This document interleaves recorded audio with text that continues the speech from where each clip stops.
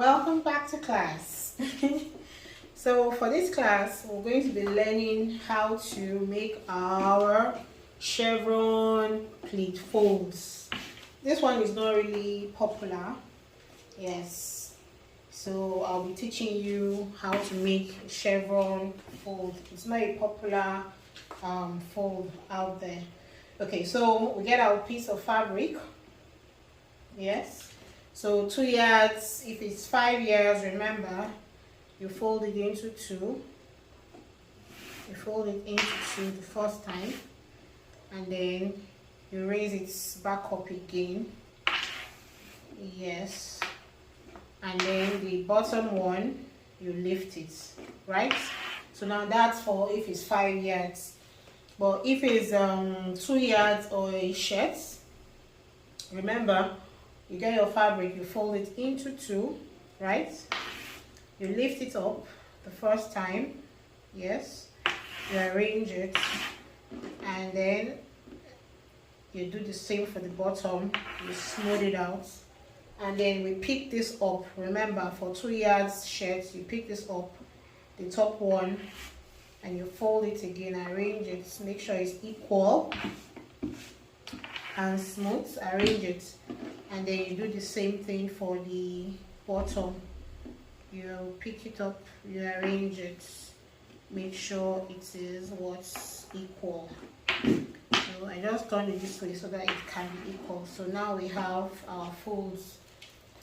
Yes. Okay, so for the chevron, yes, after I've got the fold, you start it the same way you will start the triangle, right? So from that corner, you fold this. You could fold from this corner or the other angle, right? Now you lift up your fabric. Can you see that? We've gotten our first angle. You lift up the fabric, you make a second angle like this, right? You twist it. Okay, let me start that. We made our first angle. We lift the fabric, we'll make a second angle, right? And then we'll flip this.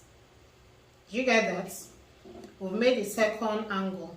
You just lift this up and flip it to give you another angle there.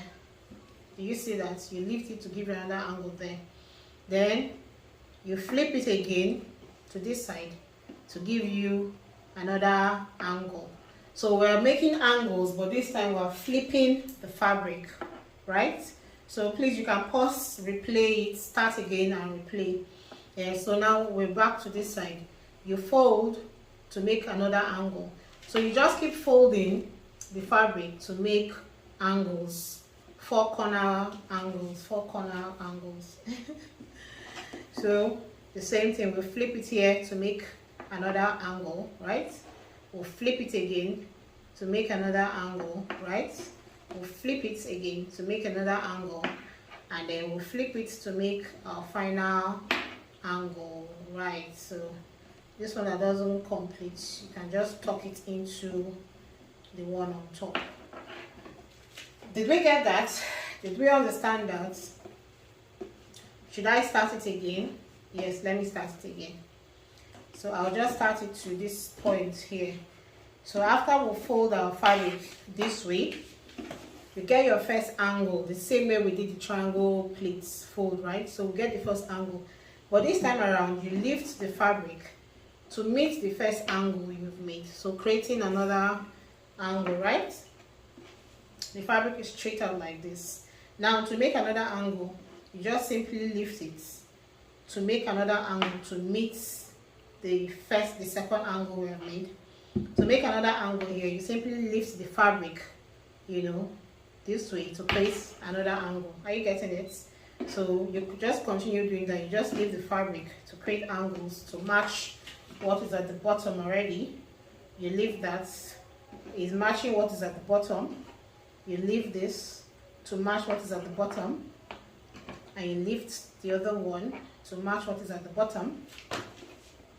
You lift this to match what is at the bottom, and then you lift this to match also what's at the bottom. But here you can see that there's no more room for another plate, so you just tuck it into this other triangle, right? And then, like I said, you can use your elastic, you can use the twine, you can use your clippers. So if, for example, I want to use peg, you know, I can decide to peg it at any angle. So just be creative, really. After getting the major folds, whatever method you decide to use to clip it. Now, those places we're applying pressure are what we call the resist points.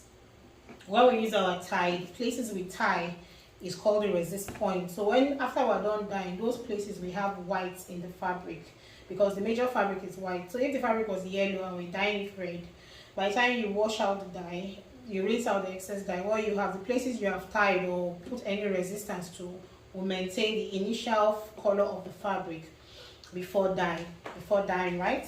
So I can decide to use clips, you know, to give me a different design. You can decide to use your twine, you know, and whatever.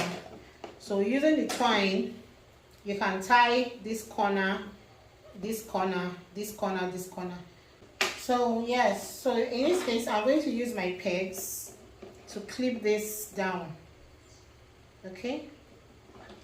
The beautiful thing with Adire oniko is that there is no hard and fast rule to how you ought to do your design and stuff like that. So just be creative, play with it, you know.